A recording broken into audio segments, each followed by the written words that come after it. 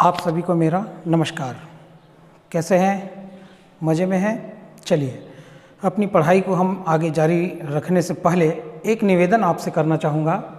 आप सभी मेरे इस YouTube channel Sahu science institute को सब्सक्राइब कीजिए। पूरी वीडियो देखने के बाद यदि आपको ये वीडियो अच्छी लगती है तो उसको लाइक करना ना भूलें। आपके एक लाइक से और मेरा उत्साह जो है वो बढ़ता है। आज हम कक्षा 11वीं के अगले पार्ट मेज़रमेंट एंड यूनिट्स इस पार्ट पर अपने विचार रखेंगे और आपको इस पाठ से संबंधित कुछ विषय वस्तुओं का आज मैं आपको ज्ञान कराना चाहूँगा। सामान्य तौर पर यदि मान लिया जाए, मैं आपको कहूँ कि ये मेरे हाथ में डस्टर है, इस डस्टर का वजन कितना होगा, हम सामान्य तौर पर अंदाज़ा लगा सकते हैं। किंतु हम अगर चाहें कि इसका एक वज़न एग्जैक्ट कितना होगा ये बताना चाहें तो बिना किसी व्यवस्था के, बिना कुछ किए हम इसकी एग्जैक्ट मेज़रमेंट बीमा जो है वो बता नहीं सकते। तो इसलिए सामान्य तौर पर इस विषय वस्तु को हमको जानना होगा, क्योंकि इसी की सहायता से हम किसी भी वस्तु का जो किसी भी प्रकार की बीमा है उसको एग्जैक्टली वास्तव में यह कितना है यह पता कर सकते हैं। इस विषय वस्तु को समझने के लिए हम ये कुछ 6, 7, 8 बिंदु मैंने लिखे हैं, इन बिंदुओं पर हम विचार करेंगे और ये जब हम समझेंगे तब जाके हम मापन, मात्रक, इन सब बिंदुओं को और विस्तृत तौर पर समझ पाएंगे। चलिए, सबसे पहले भौतिक राशियाँ क्या होती हैं। तो मैं ये कहता हूँ कि दुनिया में जितने भी प्रकार की चीज़ें हमको देखने को मिलती हैं वो भौतिक राशि के अंतर्गत आती है। किंतु विज्ञान की परिभाषा के अंतर्गत अगर मैं आपसे बोलूँ तो हम ये कहते हैं कि जिन राशियों का मापन किया जा सकता है, अभी मापन जो बिंदु है वह आपको कुछ देर के पश्चात ध्यान में आ जाएगा। तो जिन राशियों का मापन किया जा सकता है, किया जाता है, ऐसी राशियों को हम भौतिक राशियां कहते हैं। वो कुछ भी हो सकता है। अब दुनिया में तो बल नाम का कोई चीज़ तो नहीं है ना, कोई वस्तु तो नहीं है, किंतु बल का मापन होता है। कार्य कोई वस्तु नहीं है, किंतु कार्य का और जो है मापन होता है। इसलिए मैं ये बोलना चाहता हूँ कि जिनका मापन होता है, तो जिन राशियों का मापन होता है उन राशियों को हम क्या कहते हैं? भौतिक राशियाँ कहते हैं। अब भौतिक राशि भी जो है वो दो प्रकार की होती हैं। एक होता है मूल राशि और दूसरा है व्युत्पन्न राशि। तो मूल राशि हम किसको कहते हैं? तो मूल राशियाँ वे राशियाँ होती हैं, मूल राशियाँ वे राशियाँ होती हैं जिनका स्वयं में स्वतः अस्तित्व होता है, जिसका अस्तित्व है। जैसे मैंने कहा कि किसी भी वस्तु का द्रव्यमान कितना है, तो द्रव्यमान का स्वतः अस्तित्व है, वो द्रव्यमान मेज़र किया जा सकता है। मैं कहूँ कि इस चौक की लंबाई कितनी है, तो चौक की लंबाई को निकालने के लिए और जो है एक इकाई है जो कि स्वतंत्र अस्तित्व में है। इसलिए अगर मैं सामान्य तौर पर कहूँ कि लंबाई है, द्रव्यमान है, समय है और भी ऐसी 3-4 प्रकार की राशियां हैं जिनका अस्तित्व होता है, इस कारण से ऐसी राशियों को हम क्या कहते हैं? मूल राशियां कहते हैं। अब इसके बाद व्युत्पन्न राशियां क्या है? तो व्युत्पन्न राशि को समझने के लिए मान लीजिए मैं आपको कहता हूं कि भाई मैं किसी व्यक्ति के रिक्शे में और कुछ दूर तक सवार होकर अपने गंतव्य को पहुंचता हूं और मैं उसको भाड़ा 10 रुपये, तो मैं 10 रुपये का नोट ना देकर एक कागज़ में 10 रुपये लिखूं और दे दूं तो वो मानेगा क्या? नहीं मानेगा। तो भाड़ा मतलब क्या? रुपए। 10 रुपये का नोट उसको पकड़ाना पड़ेगा। घर का किराया देना है तो आपको 3000 रुपये, तो 3000 रुपये नोट के रूप में आपको उसको देना पड़ेगा। तो किराया है, भाड़ा है, वेतन है, इन सब का अपने आप में कोई अस्तित्व नहीं होता जब तक कि उसके साथ राशि न जुड़ी हो। तो उसी प्रकार से व्युत्पन्न राशियाँ क्या होती हैं? व्युत्पन्न राशियाँ वे राशियाँ होती हैं जो मूल राशियों से प्राप्त होती हैं। तो जो मूल राशियों से प्राप्त होती हैं ऐसी राशियों को हम क्या कहते हैं? व्युत्पन्न राशि कहते हैं। जैसे अगर मैं कह दूँ चाल, तो चाल बराबर हमने सूत्र पढ़ा है दूरी बटे समय। अब दूरी मूल राशि है, समय मूल राशि है, तो जो चाल है वो दूरी और समय से बनता है। चाल अपने आप में कोई उस अस्तित्व उसका नहीं है। वो बना किससे है? वो बना है दूरी से, वो बना है समय से। तो दूरी और समय का जो अनुपात होता है वो चाल होता है। कहने का मतलब ये है कि यदि आप चाल को परिभाषित करना चाहें तो आपको दूरी और समय का सहयोग लेना होगा। बिना उसके सहयोग के हम चाल को परिभाषित नहीं कर पाएंगे। ठीक है, मुझको लगता है ये आपको ध्यान में आ गया होगा। मूल राशि का भी उदाहरण अगर अपन देखना चाहें तो द्रव्यमान है, लंबाई है, समय है, ताप है, धारा है, विद्युत धारा, और पदार्थ की मात्रा है, ज्योति तीव्रता है। ऐसे 7 जो राशियां हैं वो मूल राशि हैं। और 2 पूरक मूल राशि भी होता है, कोण और घन कोण। ऐसे 2 पूरक मूल राशियां भी होती हैं। अब आगे दूसरे बिंदु पर हम चलें तो मापन की आवश्यकता क्यों है? तो जैसा कि पहले ही मैंने उदाहरण में कहा कि किसी डस्टर की लंबाई निकालनी हो, उसका वजन निकालना हो, या मैं अपनी हाइट पता करना चाहूँ तो मैं अपनी हाइट पता करना चाहूँ तो ऐसे भी हाइट में मेरी ऊंचाई कम है, इस कारण से कोई भी कह सकता है अरे आपकी हाइट लगभग 5 है। आप जो है मेरी हाइट लगभग 5 फीट 2 इंच बता सकते हैं, किंतु इसका वास्तविक मान बता सकते हैं क्या कि 5 फीट 2 इंच और इतना सेंटीमीटर, ऐसा कुछ बता सकते हैं क्या? नहीं बता सकते। तो किसी भी वस्तु की जो भी विमा आप ज्ञात करना चाहें, चाहे लंबाई चौड़ाई हो, चाहे वजन हो, या अन्य किसी भी प्रकार का, तो उसकी विमा यदि यथार्थता पूर्वक ज्ञात करनी है कि वास्तव में उसका मान कितना है, तो उसके लिए हमको मापन की आवश्यकता होगी। मतलब किसी भी वस्तु का अगर परिमाणात्मक ज्ञान हमको प्राप्त करना है तो उसके लिए जिस भी सिस्टम का, जिस भी विधि का उपयोग करना होगा वो विधि क्या कहलाता है? मापन कहलाता है। और हमको उसकी आवश्यकता क्यों? ताकि हम किसी भी वस्तु की, किसी भी प्रकार की विमाओं का जो परिमाणात्मक ज्ञान है वो यथार्थता पूर्वक कर सकें, इसलिए हमको मापन की आवश्यकता होती है। ठीक है, तो ये बिंदु भी अपने ध्यान में आ गया कि भाई मापन की आवश्यकता क्यों है। चलिए अब तीसरा जो बिंदु है वो मापन के लिए आवश्यक बिंदु क्या क्या, मापन के लिए आवश्यक क्या क्या है। तो मैं किसी से पूछता हूँ तो कोई बोलता है कि भाई तराजू चाहिए, कोई बोलता है बाट चाहिए, कोई बोलता है मीटर स्केल चाहिए, अन्य अन्य प्रकार का, कोई बोलता है लीटर चाहिए, लिक्विड को मेज़र करना है, दूध नापना है तो लीटर चाहिए। ऐसे कई प्रकार की बातें जो है वो सुनने में आती हैं। किंतु अगर मान लीजिए मैं आपके घर चाय पर जाता हूँ तो घर में पता चलता है कि भाई आपके यहाँ चाय पत्ती नहीं है। आप जो है दुकान में जाते हो दौड़ते हुए और मेरे लिए चाय बनाना है तो चाय पत्ती खरीदने के लिए जाते हो, दुकान में जाते हो। आप दुकान में जाकर दुकानदार को बोलते हो कि भैया मेरे को 200 शक्कर दे दीजिए। अब वो दुकानदार जो है वो भ्रमित हो जाता है कि ये मांग क्या रहा है, ये क्या चाहता है, समझ में नहीं आता है। तो वो बोलता है नहीं नहीं ये व्यक्ति ठीक ठाक नहीं है, इसका मेंटल स्तर गड़बड़ है, इस कारण से आपको वापस भेज देगा। अब आप दूसरे दुकान में जाते हो और दूसरे दुकान में जाकर फिर उसको बोलते हो कि भैया मेरे को ग्राम शक्कर दे दीजिए। ध्यान दीजिए, आपने एक दुकान में जाकर कहा कि भैया मेरे को 200 शक्कर दे दीजिए, और दूसरे दुकान में जाकर आपने कहा कि मुझको ग्राम शक्कर दे दीजिए। वो भी आपको बोलता है कि भैया कितना, तो आप बोलते नहीं नहीं ग्राम शक्कर दे दो, तो वो अभी आपको शक्कर नहीं देता है। तो कुल मिला के हुआ ये कि जब हम किसी भी वस्तु को खरीदने गए तो हमारे पास, हमने जब इसका उपयोग किया तो भी हमको वो वस्तु नहीं मिला, जब हमने इसका उपयोग किया तो भी हमको वो वस्तु नहीं मिला। अब अगले दुकान में जाकर जब हम उसको बोलते हैं कि भैया 200 ग्राम शक्कर दे दीजिए, तो वो हमको शक्कर दे देता है। आप खरीद के चाय शक्कर जो भी, तो आप खरीद कर लाते हो और फिर हमको चाय पिला के और हमारा सेवा करते हो। तो कुल मिला के क्या हुआ कि किसी भी प्रकार से किसी भी वस्तु की कुछ भी प्रकार की बीमा अगर ज्ञात करनी हो तो हमको जो 2 बिंदु ध्यान में रखने चाहिए, उसमें पहला है संख्यात्मक मान 200, ये संख्यात्मक मान है। और अगला क्या है, एक मानक है जो निर्धारित है, इसको हम कहते हैं मात्रक। तो पहला हो गया संख्यात्मक मान और दूसरा हो गया मात्रक। इन दोनों के अभाव में हम मापन नहीं कर सकेंगे। इसलिए मापन के लिए आवश्यक बिंदु कौन कौन सा है? संख्यात्मक मान और मात्रक। ये 2 हमारे मुख्य बिंदु है, ये ध्यान में रखेंगे, जिसकी सहायता से मापन संभव है। चलिए अगले बिंदु पर यदि हम बात करें तो संख्यात्मक मान और मात्रक में क्या संबंध है। संख्यात्मक मान और मात्रक में क्या संबंध है?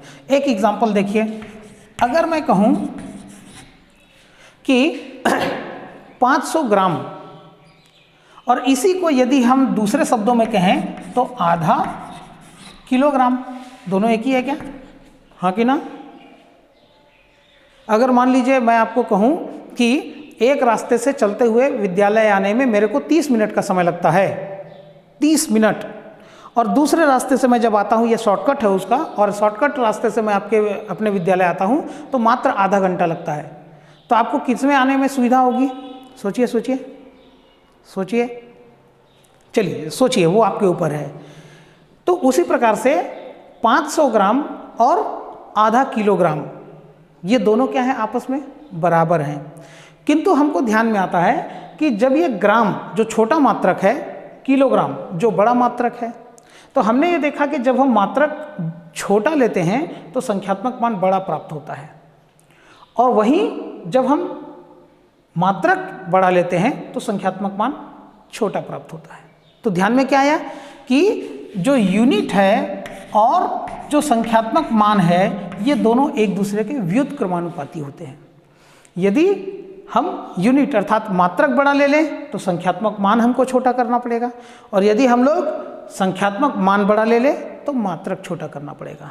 तो कुल मिला के ध्यान में आ गया कि मात्रक और संख्यात्मक मान दोनों एक दूसरे के व्युत्क्रमानुपाती होते हैं। ठीक है, तो ऐसे कुछ बिंदुओं को हमको ध्यान में रखना चाहिए।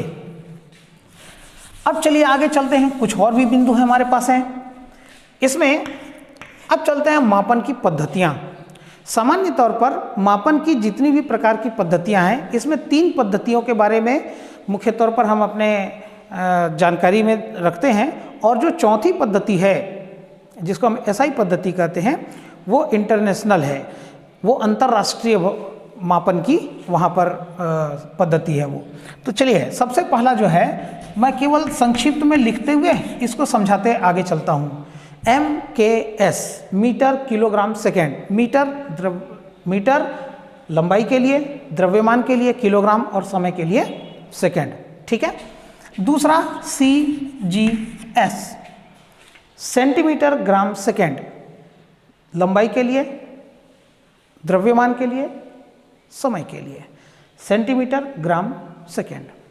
तीसरा है FPS, फुट पाउंड सेकेंड, लंबाई के लिए, द्रव्यमान के लिए और समय के लिए, फुट पाउंड सेकेंड। ये 3 प्रकार की पद्धतियां सामान्य तौर पर हम जानते हैं। एक पद्धति जो है जिसको हम SI पद्धति कहते हैं, यह है इंटरनेशनल सिस्टम ऑफ यूनिट्स, मात्रकों की अंतर्राष्ट्रीय पद्धति है, और ये पद्धति में जो भी मात्रक लिए जाते हैं वो सर्वमान्य होते हैं, सभी जगह मान्य होते हैं। इस कारण से यही पद्धति और जो है वो सर्वमान्य है। इसमें जैसा कि मैंने 7 और जो है मूल राशि बताए थे और 2 पूरक मूल राशियाँ मैंने बताया था, उसी के मूल मात्रक जो है अपने को यहाँ पर देखने को मिलेंगे।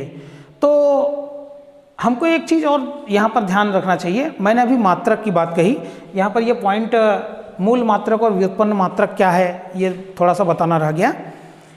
मूल मात्रक क्या होता है, तो हमने ऊपर में पढ़ा था मूल राशि।